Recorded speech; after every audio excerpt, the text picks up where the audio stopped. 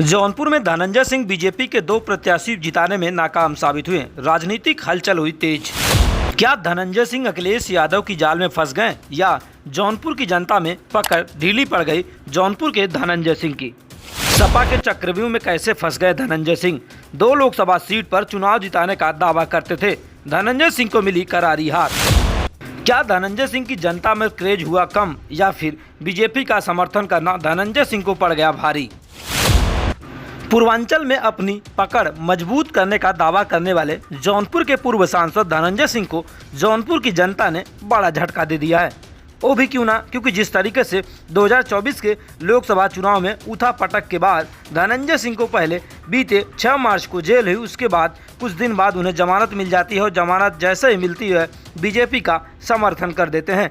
फिलहाल बीजेपी का समर्थन करने के बाद लगातार जौनपुर की लोकसभा सीट और मछलीशहर के सुरक्षित लोकसभा सीट पर दोनों बीजेपी प्रत्याशियों के चुनाव जीतने का धनंजय सिंह दावा करते थे।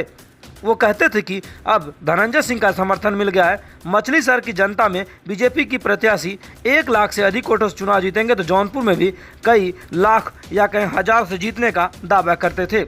लेकिन जब 4 तारीख को नतीजे आए तो उससे इतर आए। धनंजय सिंह का जो दावा था वह जमीन पर हवाई साबित हो गया और जौनपुर में 2 लोकसभा सीटों पर समाजवादी पार्टी के प्रत्याशियों ने बड़ी जीत तय कर ली, जिससे यह एहसास होने लगा जौनपुर में जिस तरीके से पूर्व सांसद धनंजय सिंह लगातार बीजेपी के पक्ष में प्रचार प्रसार करते आखिरी दौर में भी नजर आए थे और कई मीडिया संस्थानों को इंटरव्यू देते उन्होंने कहा था कि धनंजय सिंह के समर्थन के बाद अब जौनपुर की 2 लोकसभा सीटों पर बीजेपी प्रत्याशियों की जीत तय होगी। लेकिन जौनपुर की लोकसभा सीट पर बाबू सिंह कुशवाहा और कृपा शंकर सिंह के बीच चुनावी मैदान में ताल ठोक रहे थे। लेकिन आखिरी दौर में बाबू सिंह कुशवाहा समाजवादी पार्टी के जो प्रत्याशी हैं 1 लाख वोटों से चुनाव जीतकर एक नया कीर्तिमान बना लिया।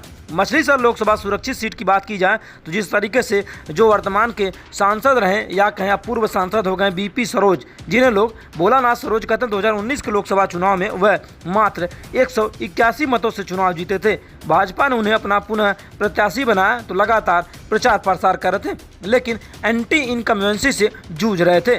लेकिन धनंजय सिंह ने भी यहाँ दावा कर दिया कि मछलीशहर की लोकसभा सीट पर जो प्रत्याशी हैं बीपी सरोज, उनके साथ बसपा में काम किए हैं तो इस बार भी मछलीशहर की जनता भी बीजेपी के प्रत्याशी को चुनाव जिता देगी। लेकिन ऐसा कुछ हुआ नहीं। मछलीशहर के लोकसभा सीट पर सपा प्रत्याशी प्रिया सरोज ने बड़े अंतर से चुनाव जीत लिया और धनंजय सिंह का जो दावा था वह फिलहाल हवाई साबित हो गया। लेकिन जौनपुर की राजनीतिक पंडित ये कहते हैं क्या धनंजय सिंह की पकड़, राजनीतिक जो रसूख था वह धीरे धीरे जनता के बीच कम हो रहा है क्या? जिस तरीके से धनंजय सिंह के ऐलान के बाद भी जो धनंजय सिंह के मतदाता थे वह ट्रांसफ़र नहीं हो पाए बीजेपी की तरफ, अंततः वह समाजवादी पार्टी के सिंबल पर शायद मतदान कर दिए, जिससे दोनों लोकसभा सीटों पर समाजवादी पार्टी ने फतह हासिल कर लिया और धनंजय सिंह का जो चुनावी ऐलान था वह कहीं न कहीं ज़मीन पर ही रह गया। लेकिन जिस तरीके से धनंजय सिंह के ऐलान के बाद लगातार चर्चाएं हो रही थी कि दोनों सीटों पर बीजेपी प्रत्याशी चुनावी जीत दर्ज करेंगे, लेकिन धनंजय सिंह का ऐलान हवाई साबित हुआ और अखिलेश यादव के प्लान पर दोनों लोकसभा सीट चुनाव जीत गए।